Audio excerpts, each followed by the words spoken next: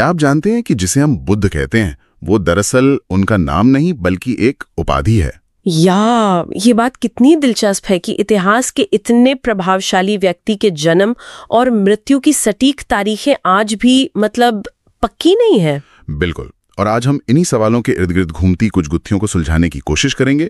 हमारे पास विकिपीडिया के कुछ अंश हैं और हमारा मकसद है कि हम इन स्रोतों से सिद्धार्थ गौतम, जिन्हें दुनिया बुद्ध के नाम से जानती है, उनके जीवन, उनकी मुख्य शिक्षाओं और उनसे जुड़ी कहानियों के सार को समझें। हाँ, कोशिश यही रहेगी कि हम ऐतिहासिक तथ्यों को कहानियों और किंवदंतियों से थोड़ा अलग करके देखें और समझें कि उनका असल संदेश क्या था।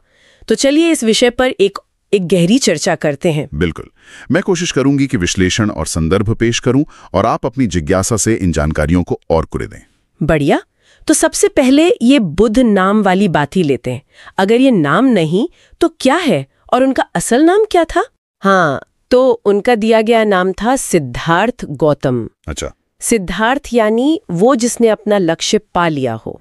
लेकिन बुद्ध ये एक उपाधि है, नाम नहीं। अच्छा। ये संस्कृत की बुद्ध धातु से आता है, जिसका मतलब है जागना। तो बुद्ध का मतलब हुआ जागा हुआ या प्रबुद्ध व्यक्ति। बुद्ध मतलब जागना। हाँ। और ये जानना दिलचस्प है कि इस उपाधि का सबसे पुराना लिखित सबूत हमें सम्राट अशोक के 3री सदी ईसा पूर्व के शिलालेखों में मिलता है। अशोक के समय में, यानी बुद्ध के काफी बाद? हाँ, करीब 150-200 साल बाद। अच्छा। और उन्हें शाक्य मुनि भी कहते हैं, इसका क्या मतलब है? हाँ, शाक्य मुनि यानी शाक्यों के ऋषि। शाक्य उनके कबीले या गणराज्य का नाम था जो हिमालय की तलहटी में रहता था। शाक्य गणराज्य, राजा नहीं थे वो? उस पर आएंगे। तो ये उपाधि उनके कुल से उन्हें जोड़ती है। अशोक के शिलालेख में बुद्ध शाक्य मुनि लिखा मिलता है। एक और शब्द जो वो खुद के लिए इस्तेमाल करते थे वो है तथागत। तथागत, ये भी सुना है। हाँ, इसका मतलब थोड़ा अनिश्चित है, पर शायद जो इस प्रकार आया या गया है या जो परम सत्य तक पहुंच गया है, एक तरह से जो चीजों के आने जाने से परे है। तो कहीं नाम और उपाधियां हैं। गौतम भी तो है। हाँ, गौतम उनके गोत्र का नाम था। अलग अलग जगहों पर लोग अलग नाम ज्यादा इस्तेमाल करते हैं, जैसे कहीं बुद्ध या शाक्य मुनि, कहीं गौतम बुद्ध या समण गौतम। और भी उपाधियां हैं, भगवान, जिन, लोकनाथ। बाप रे, कितने नाम! पर बुद्ध सबसे ज्यादा चला। हाँ, वही सबसे प्रसिद्ध हुआ। अब आते हैं उनके समय पर। आपने शुरू में कहा कि उनकी तारीखें पक्की नहीं है, ऐसा क्यों? देखिए, मुश्किल ये है कि उनके जीवन काल या उसके तुरंत बाद के कोई समकालीन लिखित रिकॉर्ड है ही नहीं। जो भी जानकारी है वो पीढ़ियों तक मौखिक रूप से चली, मतलब मुंह ज़बानी, और बाद में लिखी गई। ओह, तो मतलब भरोसेमंद स्रोत कम है। भरोसेमंद से ज्यादा वो बाद के हैं। सबसे पुराने लिखित प्रमाण, जैसे मैंने कहा अशोक के शिलालेख, वो भी उनकी मृत्यु के करीब 150-200 साल बाद के हैं। पहली पूरी जीवनियां तो और भी बाद की हैं, जिनमें कहानियां ज्यादा जुड़ गई हैं। तो इतिहासकारों में फिर इसको लेकर मतभेद होगा? बिल्कुल। मोटे तौर पर 2 अनुमान चलते हैं। एक श्रीलंका की महावंश परंपरा पर आधारित है, जो उन्हें थोड़ा पहले रखती है, लगभग 563 से 483 ईसा पूर्व। 563 से 483। हाँ, और दूसरा अनुमान, जिसे आजकल ज्यादातर पश्चिमी और भारतीय विद्वान, मतलब ज्यादातर, मानते हैं, वो उन्हें थोड़ा बाद का मानता है, करीब 480 ईसा पूर्व जन्म और 400 ईसा पूर्व मृत्यु के आसपास। 400 ईसा पूर्व मृत्यु तो मतलब पहले वाले से लगभग 80 साल बाद। हाँ, लगभग। और ये महत्वपूर्ण है क्योंकि इससे उनके समकालीन माने जाने वाले लोगों का समय भी बदलता है, जैसे महावीर या राजा बिंबिसार और अजातशत्रु। सही बात है। पर चलिए, अगर सटीक साल नहीं भी पता तो हमें उस दौर के बारे में क्या पता है? वो कैसा समय था? बहुत ही उथल-पुथल समय था। गंगा के मैदानों में बड़े सामाजिक और धार्मिक बदलाव हो रहे थे। शहर बस रहे थे, व्यापार बढ़ रहा था, नए विचार पनप रहे थे। और ये शाक्य कौन थे जिनका आपने जिक्र किया? क्या वो राजा थे? शाक्य संभवतः एक गणराज्य या अल्पतंत्र थे, मतलब कोई एक वंशानुगत राजा नहीं, बल्कि शायद कुछ प्रमुख परिवार मिलकर शासन चलाते थे। अच्छा, मतलब इलेक्टेड टाइप का कुछ। हाँ, शायद वैसा ही। और वो मुख्य वैदिक संस्कृति के केंद्र से थोड़े बाहर थे, परिधि पर। उनकी अपनी कुछ अलग प्रथाएं भी रही होंगी, जैसे शायद पेड़ या स्तूप की पूजा, जो बाद में बौद्ध धर्म में भी महत्वपूर्ण हुई। तो वो बिल्कुल मेन स्ट्रीम वैदिक कल्चर में नहीं थे? शायद पूरी तरह नहीं। वो बृहत्तर मगध के इलाके में थे, जहां वैदिक प्रभाव था लेकिन स्थानीय परंपराएं भी थीं। और उस समय और भी विचारक और धार्मिक समूह थे, आपने कहा। हाँ बिल्कुल, वो दौर श्रमण आंदोलन का कहलाता है। बहुत सारे विचारक और तपस्वी थे जो घर बार छोड़कर घूमते थे जीवन के सत्य की खोज में। अलग अलग दर्शन थे, जैसे महावीर थे जिन्होंने जैन धर्म को स्थापित किया, आजीविक थे, मक्खली गोसाल उनके प्रमुख थे, और भी कई छोटे बड़े समूह थे। बुद्ध भी इसी श्रमण परंपरा का हिस्सा थे, पर उन्होंने एक नया रास्ता खोजा। तो वो इन दूसरे ग्रुप से मिलते भी थे, बहस वगैरह होती थी? हाँ बिल्कुल, ग्रंथों में जिक्र आता है कि उनका इन विचारकों से संवाद होता था। उन्होंने खुद भी 2 गुरुओं से शिक्षा ली थी, यहाँ तक कि उनके 2 सबसे प्रमुख शिष्य सारिपुत्त और मोग्गलान वो पहले किसी और श्रमण गुरु संजय बेलट्ठीपुत्त के अनुयायी थे। अच्छा, ये तो दिलचस्प है। मतलब विचारों का आदान प्रदान खूब होता था। बिल्कुल, और एक और बात, ये शहरीकरण का दौर था।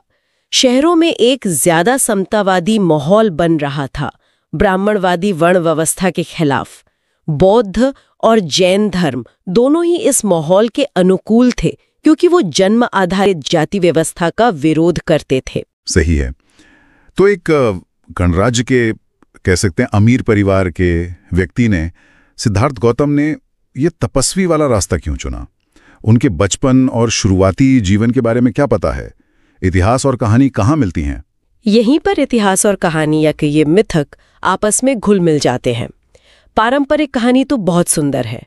जन्म लुम्बिनी वन में, आज के नेपाल में, जहां अशोक का स्तंभ भी है, एक साल के पेड़ के नीचे हुआ। वो कहानी सुनिए। माँ रानी माया ने सपना देखा था सफेद हाथी का। हाँ बिल्कुल, सफेद हाथी का गर्भ में प्रवेश करना। पिता शुद्धोदन, जो शायद शाक्यों के चुने हुए प्रमुख थे, उन्हें लेकर बड़े सपने देख रहे थे। एक ऋषि थे असित, उन्होंने भविष्यवाणी की कि ये बच्चा या तो महान चक्रवर्ती सम्राट बनेगा या फिर एक महान प्रबुद्ध संत। और कहानी ये भी है कि उन्हें दुनिया के दुखों से बिल्कुल दूर महल की चारदीवारी में रखा गया। बुढ़ापा, बीमारी, मौत कुछ देखने नहीं दिया। हाँ, ये बाद की जीवनियों जैसे ललित विस्तर में ये कहानी ज्यादा प्रमुखता से आती है, शायद उनके घर छोड़ने के फैसले को और नाटकीय बनाने के लिए। लेकिन जो शुरुआती पाली ग्रंथ है, उनमें बस इतना लिखा है कि उन्होंने एक संपन्न, शायद विलासी जीवन जिया, शादी हुई यशोधरा से, बेटा भी हुआ राहुल। तो फिर घर क्यों छोड़ा, अगर वो 4 दृश्य वाली बात की है तो? शुरुआती ग्रंथों में कारण थोड़ा अलग तरह से बताया गया है। उनमें जिक्र है कि उन्हें एहसास हुआ कि जीवन में बुढ़ापा, बीमारी और मौत तो आनी ही है। इस नश्वरता को देखकर उनके मन में वैराग्य जागा, घर गृहस्थी का जीवन उन्हें बंधन लगने लगा। अच्छा, मतलब एक अंदरूनी एहसास ज्यादा था। हाँ, ऐसा लगता है। बात की कहानी में वो 4 दृश्य वाली बात आती है। एक बूढ़ा आदमी, एक बीमार आदमी, एक लाश और एक शांत तपस्वी, जिन्हें देखकर उन्हें एकदम से झटका लगा और महल छोड़ने की प्रेरणा मिली। और फिर वो एक रात चुपके से निकल गए। हाँ, कहानी यही कहती है। अपनी पत्नी और बेटे को सोता छोड़कर घोड़े पर सवार होकर निकल गए। नदी किनारे बाल काटे, राजसी कपड़े उतारकर भिक्षु के वस्त्र पहने। इससे महाभिनिष्क्रमण यानी महान त्याग कहा जाता है। रास्ते में उनकी मुलाकात राजा बिंबिसार से भी हुई थी। और उसके बाद क्या उन्हें तुरंत ज्ञान मिल गया, रास्ता खोज लिया? नहीं, रास्ता बहुत लंबा और कठिन था।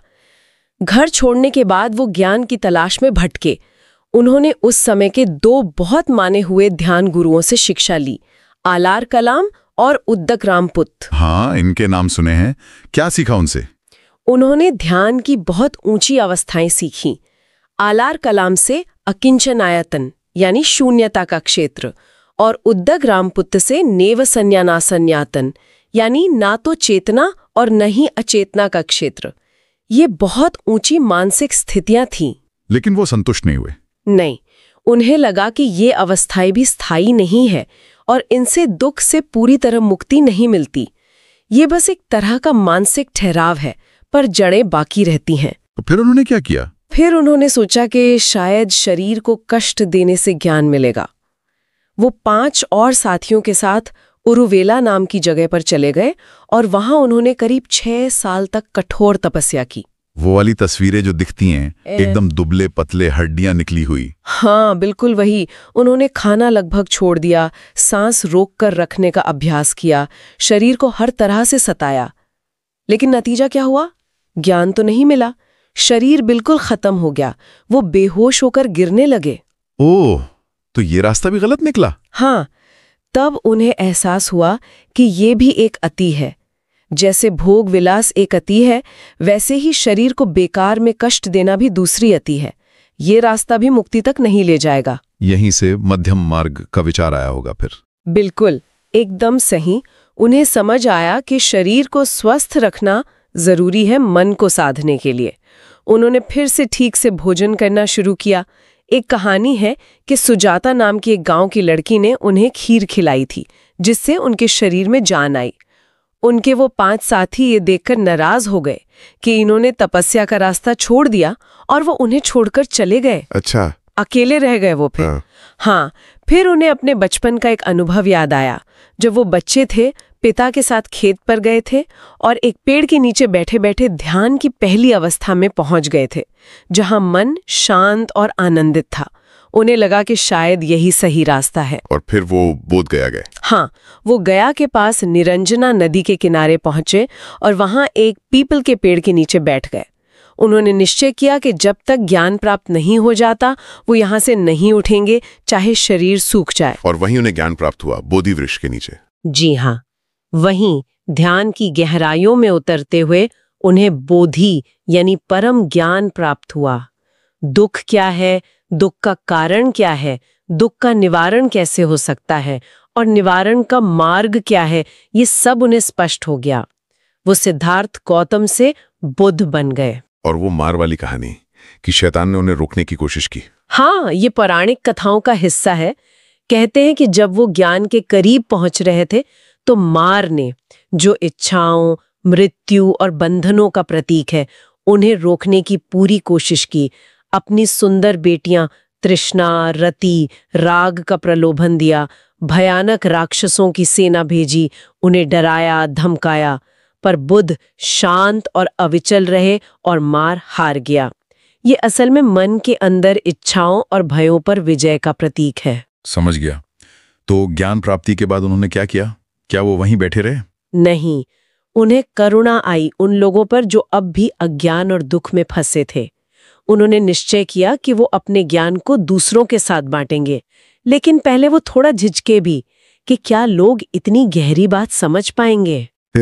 फिर कहते हैं कि ब्रह्मा ने उनसे आग्रह किया कि वो लोगों को सिखाएं। तो बुद्ध सबसे पहले अपने उन 5 पुराने साथियों को खोजने निकले जो उन्हें उर्वेला में छोड़ के चले गए थे। वो जो नाराज हो गए थे। हाँ, वही। वो उन्हें सारनाथ में मिले, वाराणसी के पास एक हिरणों के पार्क में, मृगदाव। सारनाथ, हाँ, ये तो बहुत प्रसिद्ध जगह है। बिल्कुल। वहीं बुद्ध ने अपना पहला उपदेश दिया, जिसे धर्म चक्र प्रवर्तन सूत्र कहते हैं, यानी धर्म के पहिए को घुमाना। उन्होंने उन 5 को 4 आर्य सत्य और अष्टांगिक मार्ग के बारे में बताया। वो 5 उनके पहले शिष्य बने और यहीं से संघ यानी भिक्षुओं के समुदाय की नींव पड़ी। 4 आर्य सत्य है और अष्टांगिक मार्ग, ये उनकी शिक्षा का सार है शायद। हाँ, ये बहुत केंद्रीय है। हम इस पर थोड़ी देर में और बात करेंगे। ठीक है। तो पहले 5 शिष्य बन गए, फिर संघ कैसे फैला? इसके बाद तो कारवां बनता गया। यश नाम का एक अमीर व्यापारी का बेटा उनका शिष्य बना। फिर उसके दोस्त कश्यप बंधु थे, जो बड़े योगी थे। वो अपने अनुयायियों के साथ संघ में शामिल हुए। बुद्ध ने फिर आदित्य पर्याय सूत या अग्नि उपदेश दिया। उन्होंने अपने भिक्षुओं को निर्देश दिया कि वो अलग अलग दिशाओं में जाएं और लोगों को धर्म सिखाएं। बहुजन हिताय, बहुजन सुखाय। बहुत लोगों के हित के लिए, बहुत लोगों के सुख के लिए। तो वो खुद भी घूमते रहे? हाँ, अगले लगभग 40-45 साल तक वो लगातार गंगा के मैदानी इलाकों में घूमते रहे। कोसल, मगध, इन राज्यों में उन्हें राजाओं का संरक्षण भी मिला, जैसे मगध के राजा बिंबिसार और कोसल के राजा प्रसेनजित। और उनके मुख्य शिष्य कौन बने? सारीपुत्र और मग्गुल्लान। हाँ, सारीपुत्र और महामोग्गल्लान उनके 2 सबसे प्रमुख शिष्य बने, जो अपनी बुद्धि और सिद्धियों के लिए जाने जाते थे। उनका अपना बेटा राहुल भी बाद में संघ में शामिल हो गया। अनाथपिंडिक नाम के एक बहुत धनी सेठ ने श्रावस्ती में जेतवन नाम का एक बड़ा विहार बनवाकर संघ को दान दिया, जहां बुद्ध ने काफी समय बिताया। क्या महिलाओं को भी संघ में आने की इजाजत थी? हाँ, ये एक महत्वपूर्ण पड़ाव था। बुद्ध की सौतेली माँ और मौसी महाप्रजापति गौतमी ने महिलाओं को भी संघ में शामिल करने का आग्रह किया।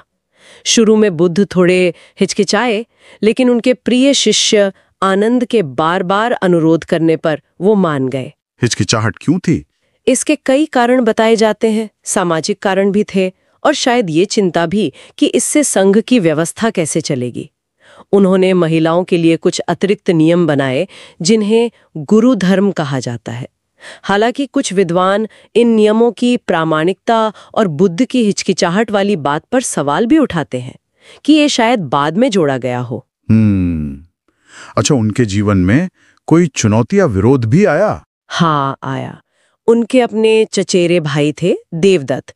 वो बहुत महत्वाकांक्षी थे। उन्होंने संघ में फूट डालने की कोशिश की, कहा कि बुद्ध के नियम ज्यादा ढीले हैं और ज्यादा कठोर नियम लागू करने चाहिए। उन्होंने बुद्ध को हटाने और खुद संघ का नेता बनने की कोशिश की। यहाँ तक कि बुद्ध को मारने के लिए हाथी छुड़वाने जैसी कोशिशें भी की, पर असफल रहे। अरे बाप रे, परिवार में ही विरोध? हाँ। इसके अलावा बुद्ध ने उस समय के राज्यों के बीच लड़ाइयाँ और हिंसा भी देखी, जैसे मगध और कोसल के बीच युद्ध। इन सब चीजों का भी उनके उपदेशों पर असर दिखता है।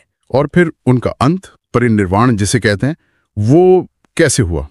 इसका सबसे विस्तृत वर्णन पाली कैनन के महापरिनिब्बाण सूत्र में मिलता है।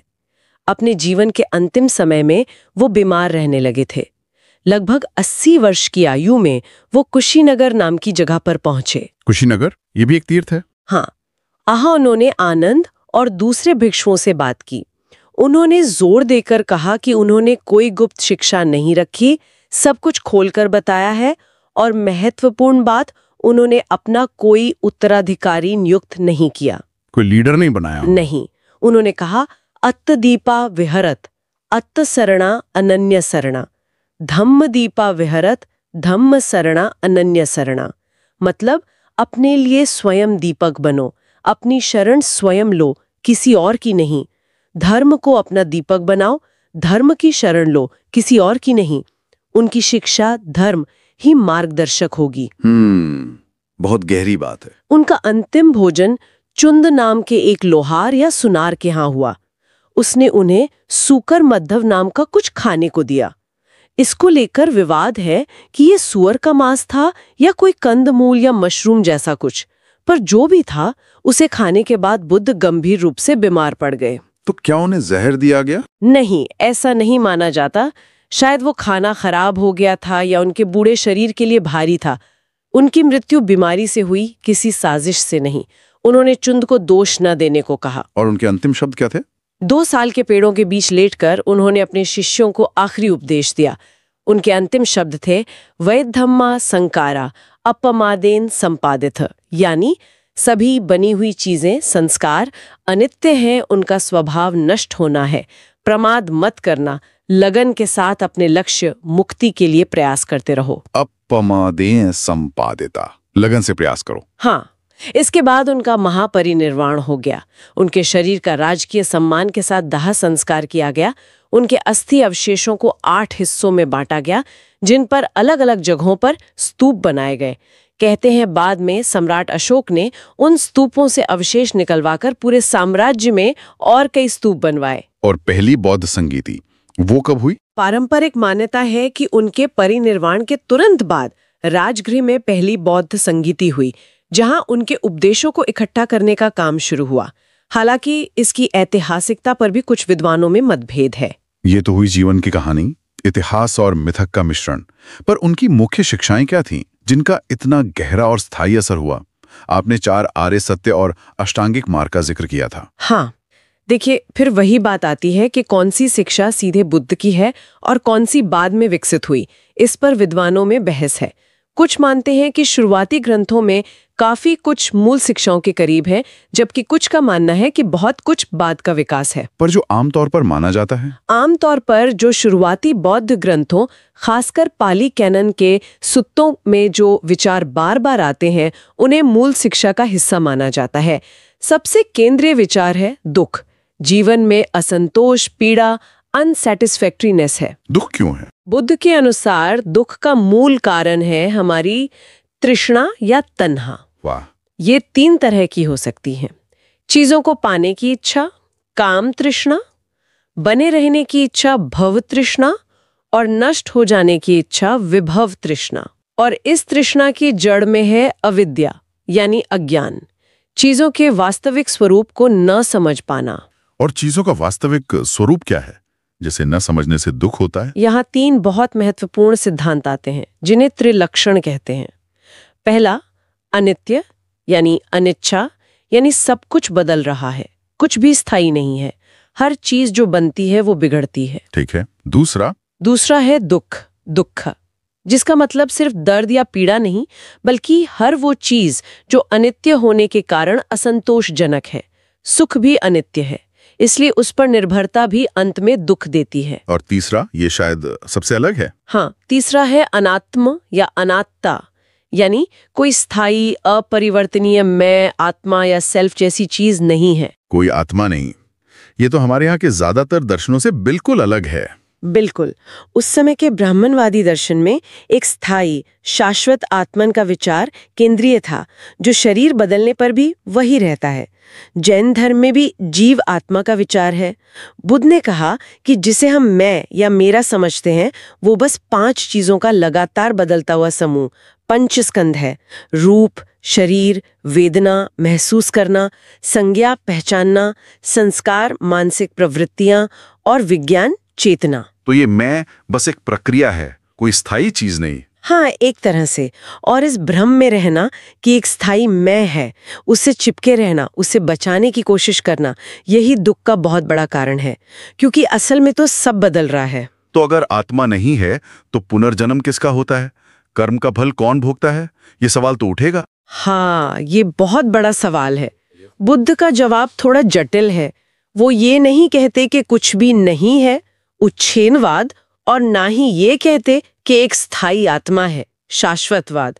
वो कहते हैं कि कर्मों का एक प्रवाह है, एक निरंतरता है।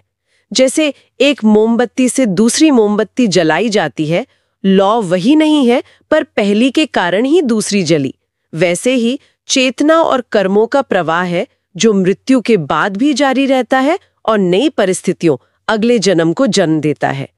किसी आत्मा का ट्रांसफर नहीं होता, पर प्रक्रिया जारी रहती है। ये समझना आसान नहीं है। बिल्कुल।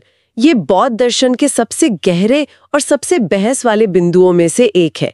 उनका कर्म का सिद्धांत भी थोड़ा अलग था। उन्होंने कहा कि कर्म का मतलब सिर्फ बाहरी क्रिया नहीं, बल्कि उसके पीछे की नीयत, चेतना सबसे महत्वपूर्ण है। अच्छी नीयत से किया गया काम अच्छा फल देगा, बुरी नीयत से किया गया काम बुरा। अच्छा, तो ये हो गए दुख के कारण और चीजों का स्वरूप। अब इससे निकलने का रास्ता क्या है? वही 4 आर्य सत्य। हाँ, 4 आर्य सत्य इस पूरी बात को संक्षेप में बताते हैं। दुख सत्य, जीवन में दुख है। समुदय सत्य, दुख का कारण है तृष्णा और अविद्या। ठीक। निरोध सत्य, दुख का अंत संभव है तृष्णा और अविद्या को मिटाकर। और मार्ग सत्य, दुख के अंत तक ले जाने वाला मार्ग है, जिसे आर्य अष्टांगिक मार्ग कहते हैं। आर्य अष्टांगिक मार्ग। इसके 8 अंग कौन से हैं? इसके 8 अंग हैं, जिन्हें 3 मुख्य हिस्सों में बांटा जा सकता है। हाँ। प्रज्ञा, विजडम, सम्यक दृष्टि, सही समझ, और सम्यक संकल्प, सही इरादा। शील, एथिकल कंडक्ट, सम्यक वचन, सही वाणी, सम्यक कर्म, सही कार्य, और सम्यक जीविका, सही जीविका।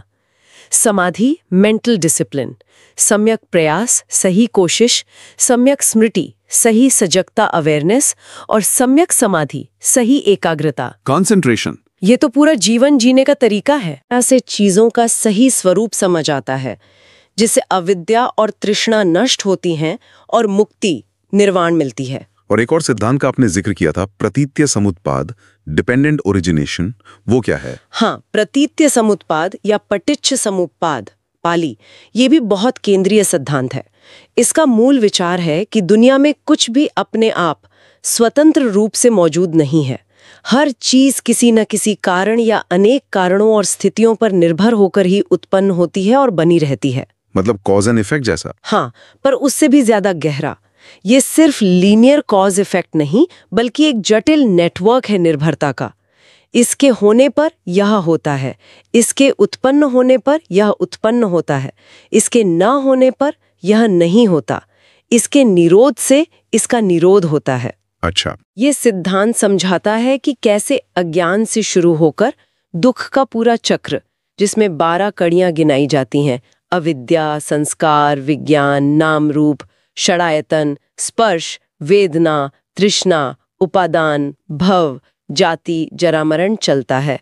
और ये भी कि अगर हम इस चेन को कहीं से तोड़ दें, जैसे अज्ञान को खत्म कर दें, तो पूरा दुख का चक्र रुक सकता है। ये शाश्वतवाद और उच्छेदवाद के बीच का रास्ता भी दिखाता है। ये तो बहुत ही फिलोसॉफिकल है। क्या ये आम लोगों के लिए भी था या सिर्फ भिक्षुओं के लिए? देखिए, निर्वाण का लक्ष्य पाना भिक्षु या भिक्षुणी बनकर शायद ज्यादा आसान माना गया, क्योंकि वो पूरी तरह अभ्यास में लग सकते थे। घर गृहस्थी की जिम्मेदारियां नहीं होती थीं, उनका जीवन विनय के नियमों से बंधा होता था, जो उन्हें अभ्यास में मदद करते थे। लेकिन गृहस्थों के लिए भी कुछ था। हाँ, बिल्कुल। बुद्ध ने गृहस्थों के लिए भी बहुत उपदेश दिए। नैतिक जीवन कैसे जिएं, दान कैसे दें, माता पिता, पत्नी, बच्चों, दोस्तों, नौकरों के प्रति क्या कर्तव्य हैं, जैसे सिगालोवाद सुत्त में। कुशल कर्म करके पुण्य कैसे कमाएं जिससे इस जीवन में और अगले जीवन में सुख मिले, जैसे दीगजानु सुत्त में। उन्होंने सांसारिक सुखों को पूरी तरह नकारा नहीं, बस उनमें आसक्त होने से मना किया। और समाज के बारे में उनके क्या विचार थे, जाति वगैरह पर? ये बहुत महत्वपूर्ण है। बुद्ध ने ब्राह्मणवादी व्यवस्था की कई बातों की आलोचना की। उन्होंने वेदों को अंतिम सत्य मानने से इनकार किया, पशु बलि की निंदा की और सबसे बढ़कर जन्म आधारित जाति व्यवस्था का खंडन किया। उन्होंने कहा कि जाति जन्म से नहीं होती। हाँ, उन्होंने कहा कि कोई व्यक्ति जन्म से ब्राह्मण या शूद्र नहीं होता, बल्कि अपने कर्मों से होता है। अच्छा कर्म करने वाला किसी भी जाति का हो, वो श्रेष्ठ है। उनका संग सभी जातियों और वर्गों के लोगों के लिए खुला था। ये उस समय के हिसाब से बहुत क्रांतिकारी बात थी। हाँ, ये तो वाकई बहुत बड़ी बात रही होगी। उन्होंने राजनीति में सीधे तौर पर ज्यादा दखल नहीं दिया, लेकिन कुछ सुत्तों में अच्छे राजा चक्रवर्ती के आदर्श बताए हैं और अज्ञन्य सुत्त जैसे ग्रंथों में समाज की उत्पत्ति का एक अलग नजरिया दिया है, जो सामाजिक अनुबंध जैसा लगता है। वो शायद गणतंत्रात्मक शासन प्रणाली को राजतंत्र से बेहतर मानते थे, जैसा उनका अपना संघ भी चलता था। कमाल है। तो उनकी शिक्षाओं का असर तो जबरदस्त रहा होगा। समय के साथ दूसरे धर्मों ने उन्हें कैसे देखा? क्या भारत में ही सब खत्म हो गया? नहीं, खत्म तो नहीं हुआ, पर भारत में धीरे धीरे बौद्ध धर्म का प्रभाव कम हुआ। लेकिन इस बीच दूसरी परंपराओं ने बुद्ध को अपने नजरिए से देखना शुरू किया। महायान बौद्ध धर्म, जो बाद में विकसित हुआ, उसमें शाक्य मुनि बुद्ध को एक तरह से अलौकिक, लगभग दिव्य प्राणी के रूप में देखा गया। त्रिकाय सिद्धांत आया, धर्मकाय, संभोगकाय, निर्माणकाय, जिसमें वो कई रूपों में प्रकट हो सकते हैं। और हिंदू धर्म में? हिंदू धर्म में खासकर जब पुराण लिखे जा रहे थे और बौद्ध धर्म का असर कम हो रहा था, तो बुद्ध को विष्णु के 10 अवतारों में 9वां अवतार मान लिया गया। ये एक तरह से उन्हें अपने अंदर शामिल करने की कोशिश थी। हालांकि क्योंकि बौद्ध दर्शन वेदों और आत्मा के सिद्धांत को नहीं मानता, इसलिए उसे नास्तिक दर्शनों यानी वेदों को न मानने वाला में भी गिना गया। ये तो काफी मिला जुला नजरिया है। और भारत के बाहर भी उनका प्रभाव बहुत गहरा रहा। एक बहुत ही दिलचस्प बात है ईसाई धर्म के संत जोसेफात की कहानी। विद्वान मानते हैं कि ये कहानी असल में बुद्ध के जीवन पर ही आधारित है। बोधिसत्व शब्द बिगड़ते बिगड़ते बुदासफ, फिर आयोडासाफ और फिर जोसेफात बन गया। सच में ये तो कमाल की बात है। हाँ, इस्लाम में भी शुरुआती दौर में बुद्ध का जिक्र बुदासफ या शाक्य मुनि के रूप में मिलता है। हालांकि उनके बारे में जानकारी बहुत सीमित और पारफा गलत भी थी। कुछ बाद के मुस्लिम विद्वानों जैसे अल-बिरूनी या रशीद अल-दीन ने उन्हें एक पैगंबर या नबी के तौर पर देखने की कोशिश भी की। मोहम्मद हमीदुल्लाह जैसे विद्वानों ने उन्हें कुरान में उल्लेखित जुल-किफिल से जोड़ने का प्रयास किया। और भी कोई? हाँ, बहाई धर्म उन्हें ईश्वर की अभिव्यक्ति, मैनिफेस्टेशन ऑफ गॉड मानता है। कुछ ताओवादी परंपराओं में उन्हें लाओ त्से का पुनर्जन्म माना गया। मैनी की धर्म में उन्हें मैनी से पहले के पैगंबरों में गिना गया। सिख धर्म के दशम ग्रंथ में भी उनका अवतारों में उल्लेख है। तो आप देख सकते हैं कि उनका प्रभाव कितना व्यापक रहा है। वाकई। अब अंत में कला में उन्हें कैसे दिखाया गया? क्या शुरू से ही उनकी मूर्तियां बनती थीं? नहीं, ये भी एक दिलचस्प विकास है। शुरुआती बौद्ध कला में, जो हमें भरहुत, सांची जैसी जगहों पर मिलती है, करीब दूसरी पहली सदी ईसा पूर्व, बुद्ध को सीधे इंसान के रूप में नहीं दिखाया जाता था। तो कैसे दिखाते थे? प्रतीकों से, जैसे उनके सिंहासन को खाली दिखाकर, या उनके पैरों के निशान यानी पद चिन्ह बनाकर, या बोधि वृक्ष को दिखाकर, या धर्मचक्र बनाकर। इसे अप्रतिमावादी कला कहते हैं। जातक कथाओं यानी उनके पिछले जन्मों की कहानियों के दृश्य भी होते थे। मूर्तियां कब बननी शुरू हुई? उनकी मानवीय रूप में मूर्तियां बननी शायद पहली सदी ईस्वी के आसपास या उसके बाद शुरू हुई, खासकर 2 जगहों पर, गांधार, आज का अफगानिस्तान पाकिस्तान, और मथुरा। गांधार? वहां तो यूनानी प्रभाव था। हाँ, बिल्कुल। गांधार कला पर ग्रीको रोमन प्रभाव साफ दिखता है। बुद्ध के कपड़ों की सिलवटें, बालों का स्टाइल, उसमें वो असर नजर आता है। मथुरा शैली थोड़ी ज्यादा भारतीय थी। धीरे धीरे बुद्ध की मूर्तियां खड़ी, बैठी, ध्यान मुद्रा में, लेटी हुई, परिनिर्वाण मुद्रा में बहुत लोकप्रिय हो गईं, और ये कला फिर पूरे पूर्व और दक्षिण पूर्व एशिया में फैली। और वो 32 लक्षणों वाली बात कि उनके शरीर पर खास निशान थे। हाँ, महापुरुष लक्षणों का भी जिक्र आता है।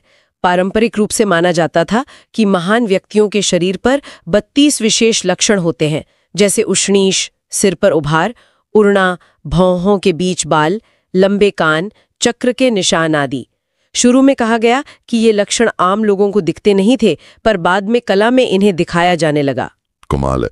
तो हमने देखा कि कैसे एक ऐतिहासिक व्यक्ति सिद्धार्थ गौतम, जिनके जीवन के कई पहलू शायद हमेशा रहस्य रहेंगे, उनकी शिक्षाओं ने दुनिया भर में इतना गहरा असर डाला। इतिहास है, मिथक है, गहरा दर्शन है, सामाजिक क्रांति का संदेश है, सब कुछ है। हाँ, बुद्धा एक ऐसी शख्सियत है जिनकी खोज कभी खत्म नहीं होती। उनका मध्यम मार्ग, उनका अनात्म का सिद्धांत, उनकी करुणा का संदेश, ये आज भी करोड़ों लोगों के लिए मायने रखता है, उन्हें रास्ता दिखाता है। तो अंत में श्रोताओं के लिए एक विचार छोड़ते हैं। बुद्ध ने अनित्यता और अनात्म पर इतना जोर दिया, यानी कुछ भी स्थायी नहीं है, कोई पक्का मैं नहीं है। फिर भी सदियों से बुद्ध की अपनी आकृति, उनकी मूर्ति, उनके अवशेषों के प्रति इतनी गहरी श्रद्धा और भक्ति क्यों बनी हुई है? ये खुद हमारी मानवीय जरूरतों या शायद धर्म के विकास के बारे में क्या बताता है? ये वाकई सोचने वाली बात है। या ये भी सोच सकते हैं कि समाज की ऊंच नीच, जाति पाति और कर्म कांडों पर उनकी जो आलोचना थी, वो आज के हमारे समाज में, जहां हम समानता और न्याय की इतनी बातें करते हैं, कितनी प्रासंगिक है और हम उससे क्या सीख सकते हैं। बिल्कुल, इन सवालों पर आप सोच सकते हैं। उम्मीद है इस गहरी चर्चा से आपको बुद्ध और उनके जटिल, बहुआयामी व्यक्तित्व और विचारों को समझने में एक नई दृष्टि मिली होगी।